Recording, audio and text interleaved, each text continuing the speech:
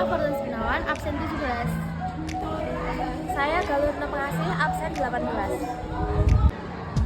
Saya Nabila Putri Santoso, nomor absen 24. Saya Natasha Rosalina, absen 25. Dampak positif dari perubahan sosial ada 5, yaitu yang pertama, A. Munculnya penyesuaian atau akomodasi. Hal ini memungkinkan dicapainya tahap perkembangan sosial yang lebih maju dan lebih baik dari sebelumnya. Proses tersebut dapat dicapai melalui reorganisasi. Misalnya saat organisasi OSIS itu mengadakan atau menetapkan suatu aturan baru, nah di situ terjadi suatu reorganisasi. Kemudian yang B, yaitu integrasi. Perubahan sosial dapat mendorong terciptanya integrasi. Proses integrasi atau penyatuan sosial terjadi jika perubahan sosial membawa unsur yang cocok dengan nilai norma sosial. Contohnya, beberapa kelompok sosial secara positif menerima kegiatan pariwisata karena dapat menghidupkan kembali kebudayaan tradisional yang hampir punah. Kemudian yang C, yaitu ada transformasi politik. Nah, perubahan sosial dalam bentuk revolusi dapat mengakibatkan terjadinya transformasi politik. Transformasi politik berkaitan dengan perubahan sistem dan struktur politik. Contohnya, setelah pemerintahan Orde Baru atau biasa kita kenal sebagai Orba, itu ada perkembangan demokratisasi.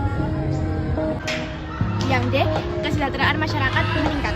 Jika terjadi perubahan positif dalam sistem kesehatan seperti perluasan cakupan asuransi kesehatan, peningkatan akses layanan kesehatan, hal ini akan meningkatkan kesejahteraan dalam masyarakat. Yang E, mempermudah dan mempercepat manusia dalam melakukan segala aktivitas karena itu disebabkan oleh perkembangan iptek. Contohnya tuh kita bisa memesan makanan, sekarang tuh dipermudah ya, pesan makanan dari aplikasi. Bisa ShopeeFood, bisa GoFood.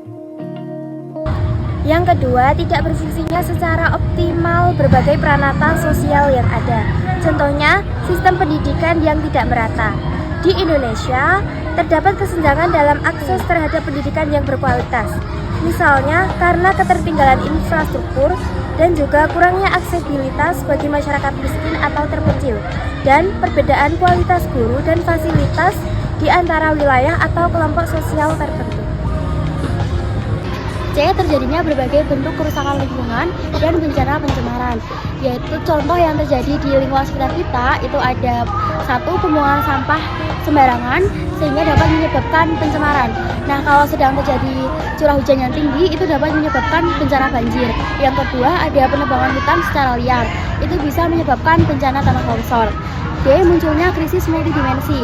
Contoh yang terjadi di Indonesia itu ada krisis ekonomi pada tahun 1997 sampai 1998 yang terjadi karena kegagalan sistem keuangan, pelemahan nilai tukar rupiah, dan keruntuhan sektor keuangan di Indonesia.